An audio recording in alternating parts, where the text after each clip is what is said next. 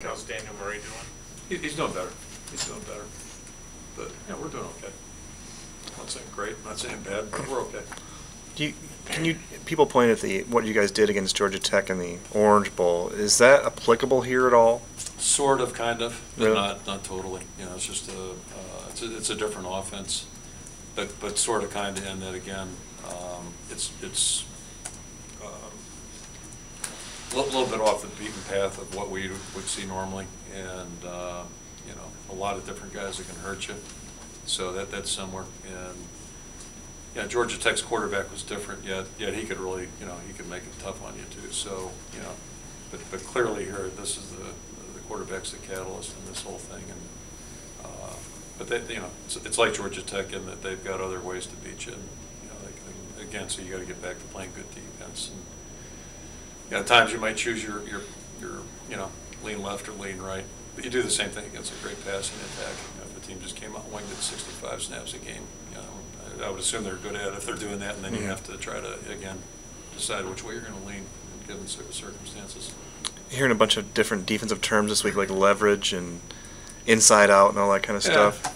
I mean, that's important against a passing team too, though. You know, and I'm not saying these guys aren't a passing team. Right. Yeah, just that's what defense is all about, is really understanding where you got to be. And then the trick here with this situation is, you know, this quarterback, even if you think you got him, you may not got him. You know, and that's Randall L. too. You know, we thought we had him, we don't have him, and then it's like, oh, crap, you don't know what you do. So you're chasing is what happens, and it's tough to chase this quarterback because he's really fast. Does playing a guy like Denard change, if at all, what, you know, your guys up front on the defensive line are going to try to do? Do they play a little bit more contained? Again, I mean, they better understand what their role is, what their assignment is, and you know, if you get out of your lane or whatever your area of responsibility may be against, you know, Nathan Chandler, okay, who's a good quarterback for us, but you know, it's not quite as critical. But you know, if we leave a little window open there, you know, this guy may just pull it down and go. And we all got a bunch of folks chasing them then. So it's just, you know, it's a little different dynamic that way. So it's, yeah, you just got to, you still have to be aggressive, but you can't be careless at all because it's hard. What's your process for evaluating the kickers on a week-to-week basis and deciding? Just watch them. You know, you watch them practice, and you know, we chart all that stuff, and I rarely look at that. You know, usually you can just kind of feel how it's going and predict what the charts would say. So you just watch them and, you know, kind of go from there. You talk a little bit about Troy Johnson. I mean, he's not a journeyman because he's at the same college for all 5 years, but he's really played a lot of positions for you and kind of an unsung guy. Yeah, he is. He's kind of like one of those guys in baseball that can do a lot of things. And yeah, the first thing I think of when you mention that is just, you know, he stepped in game 12 last week or last year for Jeremiah. Ends up being the Big Ten Player of the week. You know, and did some really good things for us. And you know, we played good defense that day, so. He's a guy that's very intelligent. You know, I don't mean that to diminish his physical skills, but it starts there. He can really play all three of our positions. He knows those inside and out.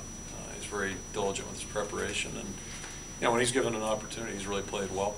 And he's been a very good special teams player for us too. So he's kind of one of those guys off the radar a little bit that really does a good job. And you know, it's not the same as, but kind of like, you know, I just got off the phone with the Michigan folks, and you know, everybody's questions always about our defensive line for obvious reasons and good reasons. But you know, it's kind of like our two other guys that are pretty good and pretty veteran, Sash and Greenwood.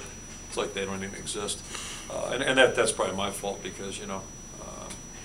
But I would, you know, Troy's a guy that's been with us 5 years. Really is a good player, a dependable player, and you know, for us to be successful, we need guys like that on our football team. We're really glad he's here. Are those guys hard to hang on? I mean, a fifth-year senior who's been a backup mostly, those seem to be more rare these days. You know, he's got a great attitude, and I think, you know, true of most fifth-year seniors. We got a lot of fifth-year seniors that aren't starting on our team. Mm-hmm. Yeah, they love being on a team. It's important to them, and they take pride in their roles. And Troy's always done that. You know, he's really been a good special teams player for us a couple of years now, and yeah, he enjoys it and he takes pride in it. And, yeah, for us to be successful, that's what we need. We need a lot of guys like that.